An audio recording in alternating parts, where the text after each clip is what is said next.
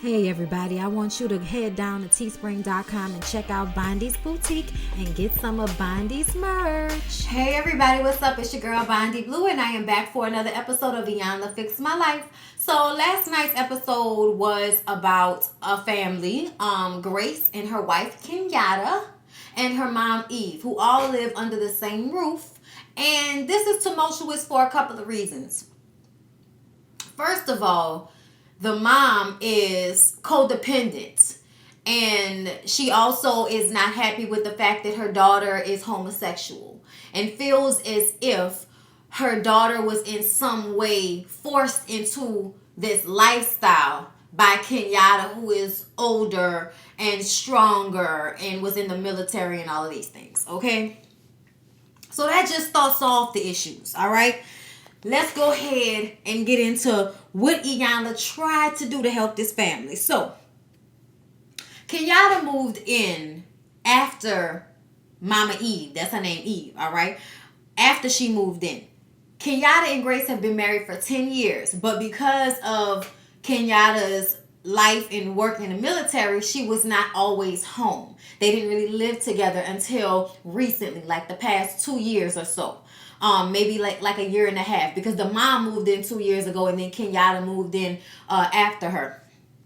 So maybe like a year. And because of that, Eve feels as if Kenyatta has encroached on her territory and is infringing upon the relationship she has with her daughter because Kenyatta doesn't want to share Grace. And Kenyatta feels like Eve bullies her and judges her and makes it very clear that she does not feel comfortable or like her daughter being with a woman or married to a woman. And what Iyanla had to make Eve understand was that even her describing what happened as Kenyatta moved in with us or Kenyatta moved in with Grace was wrong and the beginning of the problem. Because see, if you don't understand that you moved into Kenyatta and Grace's home because they are married, then you're going to constantly be disrespecting their marriage and their home by not understanding that you are the guest. You are the person that is on the outside of this union. And she doesn't understand that. And she also is off. I'm going to call it off. I don't want to say that the lady is crazy or nothing like that, because I don't want to judge nobody like that. I won't call nobody crazy, but the lady crazy. Okay? The lady seems to feel like she is doing nothing wrong, even though she has let it be known she is not comfortable with the lifestyle. Because I feel like, you call it a lifestyle, but it's not a lifestyle. It's just the way somebody is. It's not a lifestyle. We're not out here making choices to be attracted to the same sex. Like, that's not what we out here doing, okay? It is what it is. What it becomes, however it gets there, it is what it is, okay? Now, how Grace came to be her mother's caretaker, for lack of a better term, is because her marriage was not working out. Her marriage was not working out. She was unhappy. And Grace said, Mom, if you're unhappy, then you can come and live with me. And she thought it would be for a moment in time. She didn't think it would be for the rest of her life. But Eve is codependent on her daughter and has nothing else going on in her life. So she wants to constantly have her daughter's attention. She's very manipulative. And I noticed that straight off rip with the way she would just, burst into tears and woe is me and feel bad for me and pay attention to me. And if she's doing that with Iyanla, I have a feeling that she does that with her daughter as well. And that's how she gets in between the relationship that Kenyatta and Grace have. She doesn't think that, though. She thinks that just her being alive must be the issue because she ain't even doing nothing. I said, Miss Lady, Miss Lady, you've already exhibited and explained half the problem as far as I'm concerned. Okay, you've already let everybody know what you feel about your daughter being married to a woman. You've already let everybody know what you feel about Kenyatta. Like she's some stalker or some overly aggressive, butch chick that then came out of nowhere and stole on your daughter, and that was never in your daughter's, makeup for her to like women. She was never predisposed to that. I mean, like, what the hell? Okay? And what Iyanla eventually gets to the bottom of is the reason why you did not know that your daughter has always been bisexual is because you were drinking alcohol and doing crack. But see, Miss Eve lied about the crack part. She said that she had an alcohol problem. Now, I've seen people who have alcohol problems, and most of the time, it's a real issue. It's not something that you can just glaze over. It's a problem. It's not cool. It's not okay. Now, functioning alcoholics, not the same thing as somebody that says and admits they had a problem. Because see, if you functioned, you feel like you made it through the alcoholism and you all right, so you ain't really an alcoholic. But when you can admit you have an alcohol problem, you know that you was doing a lot while you were drinking. But when we later find out that she lied and kept the crack part out because she was embarrassed, it adds a whole nother layer to it. Like, first of all, you would lie about it. Second of all, crack and alcohol are not the same thing. Yes, alcohol is terrible. And there are some people that will do anything for alcohol. You know, like Betty Ford. Okay? People who would drink alcohol rub to get drunk. Like, there is a level to which this is terrible. Yes. But ultimately, in comparison, having a crack habit and what a woman will do to get crack will damage her dignity and her confidence in herself in a way that can sometimes not be fixed.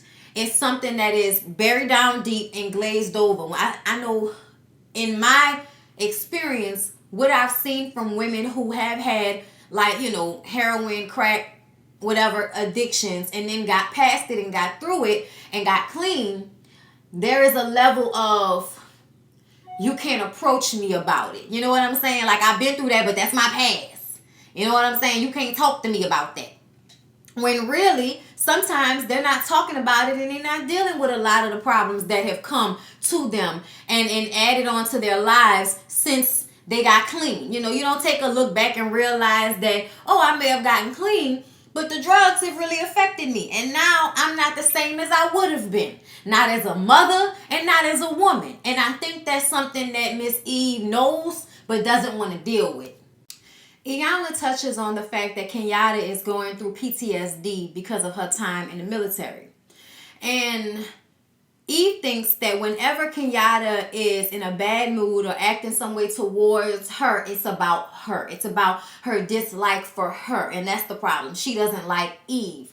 When really the issue is she has her own things going on and she's trying to deal with her own problems. And it has nothing to do with Eve. It has something to do with Eve because there is no peace in her household because, you know, Eve tap dances on all of the issues and insecurities that Kenyatta has and that she has had from growing up. So Iyanla says that Eve needs to understand she is potentially a problem for her daughter in her daughter's marriage. And she says, you know, somebody's always trying to get in between me and the promised land. My whole life, somebody's always trying to get in between me and the promised land. And at this point, y'all, I feel like Iyanla just was like, girl, if you don't get up out of my face with this, if you don't go on ahead with this, sister, I see you, sister. I see you. Okay? Like, I think Iyanla was starting to get annoyed with the level of bullshit that Miss Eve gives off with the way she, you know, manipulates a situation. In this moment, you know, it's feel sorry for me. You know, don't hold me accountable for my actions because I'm not about to hold myself accountable. Okay? I'm not about to do that right now. So you know what? Feel bad for me right now. That's what Miss Eve was doing. Now, when she talks to Grace, Grace is a very beautiful woman. I love the streaks of gray in her hair. Grace feels torn between her mom and her wife. And Grace tells her that she promised to take care of her mom. She told Eve and Iyanla, she was just saying, I promised to take care of my mom. I made a commitment to my mom and I made a commitment to my wife. But see, what Grace fails to understand is that the commitment to your wife trumps the commitment to your mom, at least in the moment, okay? She's not understanding that. And it's because she feels that it's her responsibility to take care of her mom. And Iyanla gets to the bottom of that problem, which is that your mom was a drug addict and an alcoholic, and you often had to pick up the pieces and take care of her and be the parent in the situation. So now she has manipulated you into feeling like y'all are supposed to be codependent on one another and you're supposed to have to take care of her for your whole life. And that's not how any of this works. That's not how any of this works. And I think that Miss Eve's self-esteem issues, instead of dealing with them, she attaches herself to her daughter And because their relationship is somewhat strained at the moment, she feels as if she has no one. So it's all of this lashing out because I need attention and I can't get it. And the whole reason why I moved in with my daughter is so I can get attention from somebody. I think she wore that husband out. When Grace said that her husband helped her pack her luggage and dropped her off at her daughter's house, I said, oh, that man was good and ready and tired. Child, that man was so ready for you to be gone. So something tells me that the way she is on the show, the way she is with her daughter and Kenyatta is the way this lady is in her life. And she need to deal with it. Because she turns into a child at some point. Like, it is really childlike, her mannerisms and the way she's handling the situation. Her denial of her playing this. And Iyanla kept telling her over and over and over again, you are the elder. You need to see yourself as the elder. You are out of line. You need to see this. You are the elder. Like, she kept saying this to her over and over again. And I don't think that she was getting it. You know what I'm saying? She didn't seem to get it. So then Iyanla finds out that Eve told the producer she wants to hurt herself. So Iyanla goes to her room and she's sitting there with her sunglasses on looking like Mary J. Blige in 30 years. And I just was like, ma'am, what is happening here? Like, it was definitely, I'm going down. I'm going down. Cause you ain't around,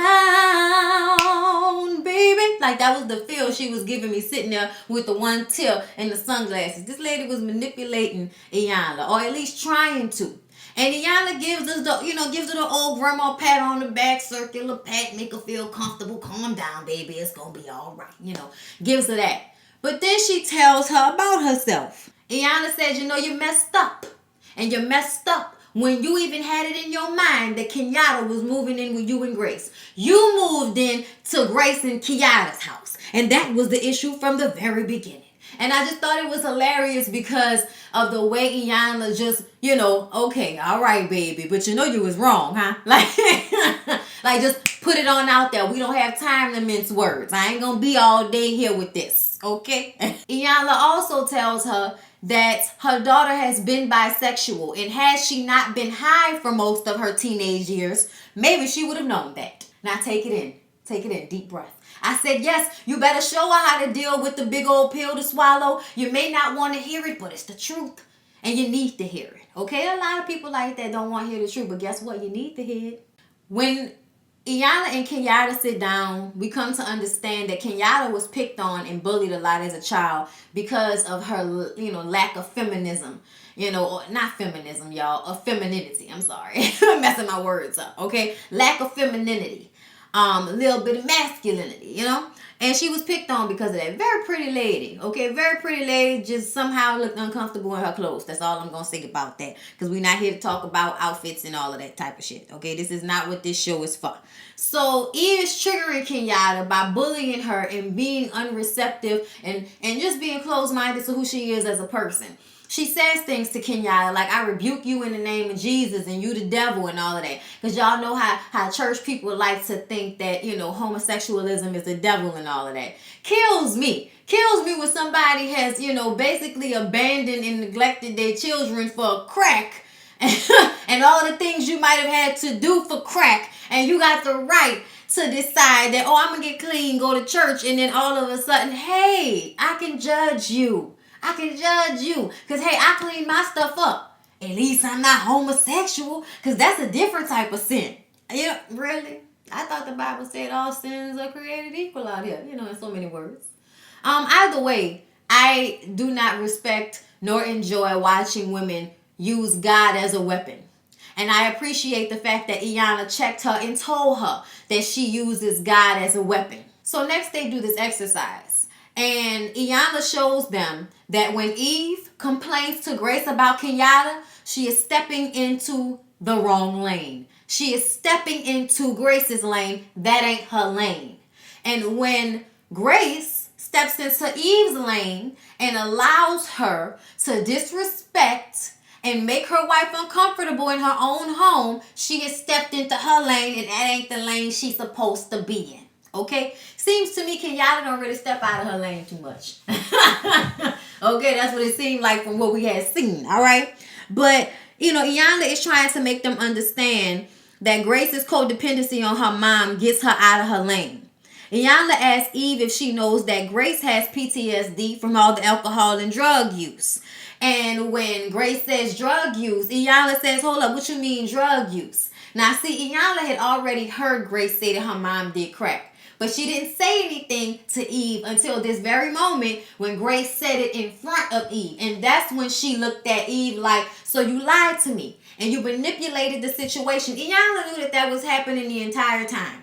But it was I had to wait for you to reveal it for yourself moment that I love so much about this. Like, Iyanla knew all of this while it was happening. But she waited until this moment to address the fact that you manipulative, you bitter, you use God as a weapon, okay? A whole bunch of stuff going on, all right? And you lied to me about your drug use, okay? So you're a liar, you're a manipulator, okay? Now that might be parts of you, Miss Eve, but that is not all of who you are. Like, trying to make you understand. Just because I'm telling you about yourself don't mean that you are worthless. It means that you need to correct those things. That's what it means. When they get into this whole her telling Kenyatta she rebukes her in the name of Jesus thing, Eve said it only happened once. And the Bible says that she can say that to her. And Iyanla says, you know what, you need to do that on a corner somewhere. She said that you don't do that in their house. And she didn't seem to understand that is their home. You can do that wherever you want to do that, except for in their house. And that is where that's a problem. She act like she didn't understand that. Eve says that Grace doesn't want to have a relationship with her. And that is the issue between the two of them. And that's the funny part. Like, I've seen this codependency, but I did not see that Grace, was feeling like she didn't want to have a relationship with her mom. I think that's another moment where Eve is trying to play the victim. And Iyanla says, you're the elder. Like, keep reminding her that you're the elder, so stop acting like a child. Iyanla takes her to the side to tell her that the crack use is different from alcoholism, and she's a bitter old woman that beats people up with the Bible. I told y'all that. Iyanla says you can read everybody's devil but your own. I got mine in check. Then she tells her they saved her for a reason.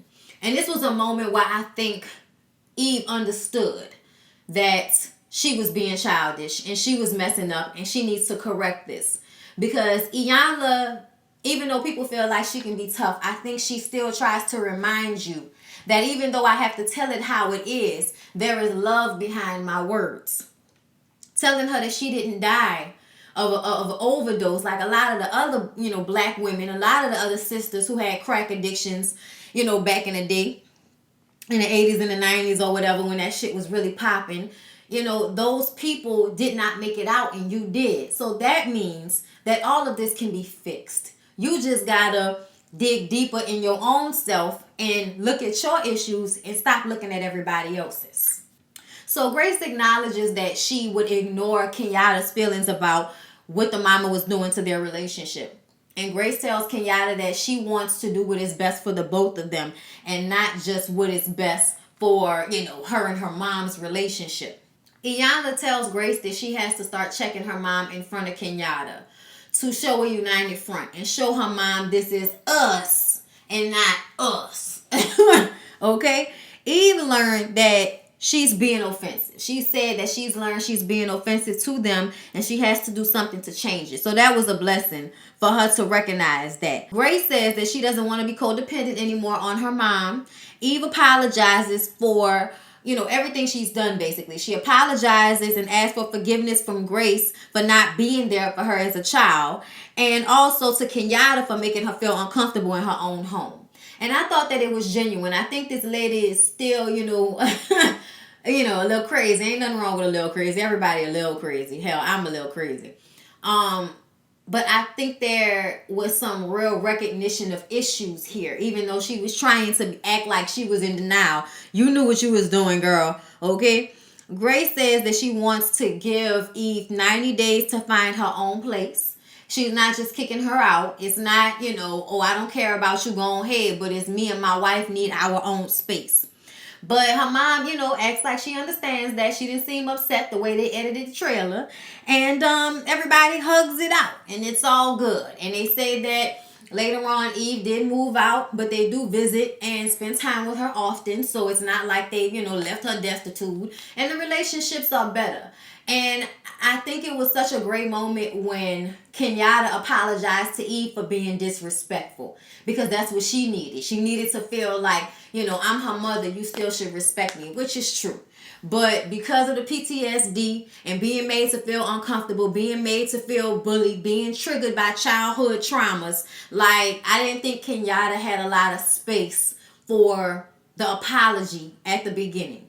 But after everything was laid out and Miss Eve was made accountable for her actions, and she was also made to feel supported by Grace saying that it was about what they needed as a couple, I think that gave her the room to say, hey, Eve, I'm sorry for my disrespect as well. And I thought that was a beautiful moment, because then Eve was like, all right, well, I'm happy to move forward. And they hugged. And I was like, yeah, that's a crazy lady right there. I love it, though. It's not a bad thing.